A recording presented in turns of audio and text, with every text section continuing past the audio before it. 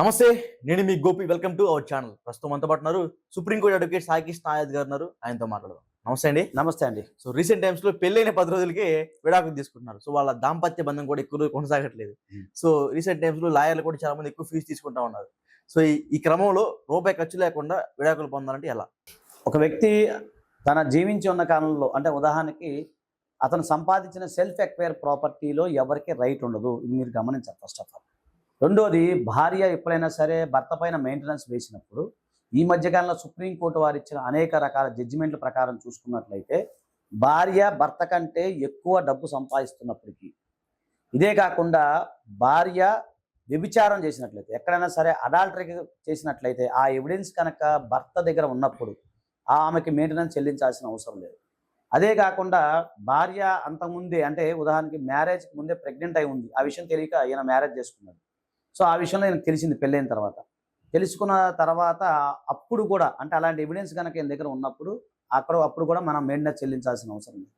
మీకు ఒక విషయం ఏంటంటే, భార్య భర్త కంటే ఇక్కడ ఎక్కువ సంపాదిస్తే, కొన్ని సందర్భాలు మేము ఒక కేసు చేసాం. దాంట్లో ఏంటంటే భార్య భర్త కంటే ఎక్కువ సంపాదిస్తుంది. ఒక కంపెనీ పెట్టాము, ఎక్కువ సంపాదిస్తుంది. ఆ సందర్భంలో భార్య సంబంధించిన ఆ స్టేట్మెంట్లు అన్నీ చూస్తే ఎక్కువ ఆదాయం ఉంది ఆమెకి. అంటే ఇక్కడ మనకి మెయింటెనెన్స్ విషయంలో ఏమవుతుందంటే, తనకు తాను పోషించుకోలేని స్థితిలో ఉన్న భార్య ఎవరైతే ఉన్నారో ఆమెకి మాత్రమే మెయింటెనెన్స్ అనేది చెల్లించాల్సిన అవసరం ఉంటుంది. ఓకేనండి. సో అదొకటి. తర్వాత మీరు మెయింటెనెన్స్ విషయంలో ఎలాంటి, అంటే ఇక్కడ చాలా ఎక్స్పీరియన్స్ అడ్వకేట్ మాత్రమే మీరు కన్సల్ట్ అయితే దానికి సంబంధించిన ఏదైతే జడ్జిమెంట్స్ అవన్నీ కూడా మీకు అందుబాటులో ఉంటాయి. ఇక ముఖ్యంగా ఏంటంటే, చాలామంది ఈ డైవర్స్ విషయంలో కంగారు పడిపోతుంటారు. సార్ అది కాదు, సార్ ఇది కాదని. అందుకే ఒకటే ఇంకొక డౌట్ ఉంది, చాలామంది చెప్తారు, ముందు డైవర్స్ పిటిషన్ ఇస్తేనే మీకు లాభం.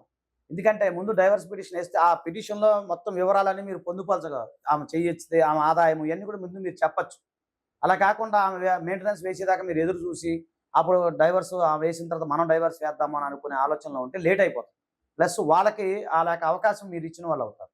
కాబట్టి ఏంటంటే, మీరు ₹1 లేకుండా మీరు శుభ్రంగా ప్రశాంతంగా మెయింటెనెన్స్ ఇవ్వకుండా డైవర్స్ ఈజీగా మీరు పొందే అవకాశం చట్టంలో చాలా ఉంది. అంటే యాక్చువల్ ఇంకొకటి చెప్పండి. నిన్న ఒక సంఘటన జరిగింది. ఎక్కడ నేను ఒక ఇంటర్నెట్ లో చూసాను. వచ్చినప్పుడు ఎట్లా అంటే, సంసారం చేయడానికి డైలీ 5,000 అంట. సో అట్లా 5,000 పోయి సంసారం చేయదంట ఆమె భార్య. సో మళ్ళీ నా నుంచి నువ్వు దూరంగా వెళ్ళిపోవాలంటే 40 లక్షలు ఇచ్చేసి వెళ్ళిపో అని ఆమె డిమాండ్ చేస్తుంది. ఇది అవును, డైవర్స్ తీసుకునే సమయంలో 40 లక్షలు నాకు నువ్వు ఇస్తే అప్పుడు డైవర్స్ ఇస్తానని ఆమె అట్లా వాడిని బ్లాక్ మెయిల్ చేస్తూ వస్తుంది. సో సంసారం చేయడానికి డబ్బులే, విడాకులు తీసుకోవడానికి డబ్బులే. సో ఈ విధంగా బయట జరుగుతుంది. సో దాని గురించి ఏమంటారు? అదేనండి, ఈ విషయంలో సుప్రీంకోర్టు వారు గైడ్లైన్స్ ఇచ్చారు. భారతదేశంలో ఉన్న ప్రాబ్లం ఏంటంటే, మన ఒక జడ్జిమెంట్లో సుప్రీంకోర్టు వారు ఏమన్నారంటే, నువ్వు మెయింటెనెన్స్ గుర్తుపెట్టి, భార్యని నువ్వు మెయింటెనెన్స్ కోసము, కేవలం మెయింటెనెన్స్ కోసమే నువ్వు పని చేయకుండా ఇంట్లో కూర్చోవద్దని చెప్పడం జరిగింది సుప్రీంకోర్టు వారు. ఓకే. కొంతమంది మహిళలు ఏం చేస్తారు, కేవలం మెయింటెనెన్స్ కోసం ఏ పని చేయకుండా ఐడియల్గా కూర్చుంటారు. సో అలాంటి తగదు. ఇప్పుడు చట్టాలన్నీ కూడా మహిళలు రక్షించే విధంగా ఉండాలి, కానీ మగవాళ్ళని నష్టపరిచే విధంగా ఉండకూడదు అనేది కూడా చెప్పడం జరిగింది ఈ సందర్భంలో.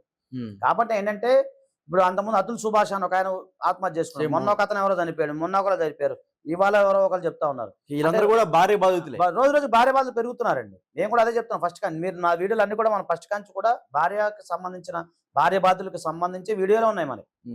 సో ఈ మధ్య కాలంలో కొన్ని జడ్జిమెంట్లు కొన్ని డిఫరెంట్ ఉన్నాయి. సో ఈ డిఫరెంట్ ప్రశ్నలు డిఫరెంట్ వచ్చినప్పుడు హైకోర్టు అని కన్సిడర్ చెయ్యం మేము. ఏ కోర్టు కూడా గుర్తుపెట్టుకున్న, ఏ కోర్టు హైకోర్టుకి సంబంధించిన ఏమన్నా కూడా జడ్జిమెంట్ రిఫరెన్స్ కోసం పనికి వస్తాయి తప్ప దాని మీద బేస్ చేసి జడ్జిమెంట్లు ఎక్కడ ఉండవు. మీకు సుప్రీంకోర్టు వారు ఇచ్చిన తీర్పే అంతిమ తీర్పు కింది కోర్టుల వరకు. ఓకే. సో ఇవన్నీ ఏదంటే మీరు సైటేషన్ కోసమే. ఇప్పుడు మేము పలాని బాంబే హైకోర్టు ఈ విధంగా చెప్పింది, మన మధ్యప్రదేశ్ హైకోర్టు ఒక రకంగా చెప్పింది. ఓకేనండి, నిన్న కర్ణాటక కోర్టు హైకోర్టు ఒక రకంగా చెప్పింది. ఇవన్నీ కూడా జస్ట్ రిఫరెన్స్ కోసం ఉపయోగపడతాయి తప్ప దాని ద్వారా మీకు కింది కోర్టులు ఎక్కడ జడ్జిమెంట్స్ ఉండవు. సుపీరియర్ కోర్టు, ఎపెక్స్ కోర్టు ఏదైతే ఉందో సుప్రీంకోర్టు వారు ఇచ్చిన జడ్జిమెంట్నే మా ఆచితూచి వేయాలి. ఏం చెప్పింది సుప్రీంకోర్టు వారు, మీరు మీ యొక్క ఆస్తి వివరాలు ఉంటాయి, అసెట్స్ అండ్ లైబిలిటీస్ ఉంటాయి ప్రతి దాంట్లో, గుర్తుపెట్టుకోండి. అంటే నీకు ఆదాయం ఎంత ఉందో, అప్పు ఎంత ఉంది, నీకు ఆదాయం ఎంత ఉందో, అప్పు ఇద్దరు చూపించగలగాలి మహిళలు. ఇప్పుడు ఆ రూల్ ఉంది, కొత్త రూల్. చూపించిన తర్వాత మా ఇన్కమ్ ట్యాక్స్ ఎక్కువ కడతా ఉంది, ఏమికి ఇంత ఆదాయం ఉందంటే మీరు రూపాయి కట్టాల్సిన అవసరం లేదు. కాబట్టి ఏంటంటే మీరు ఒకటే గుర్తుపెట్టుకోండి, మీకు ఇక్కడ అనుభవం న్యాయవాదిని మాత్రమే సంప్రదించాలండి.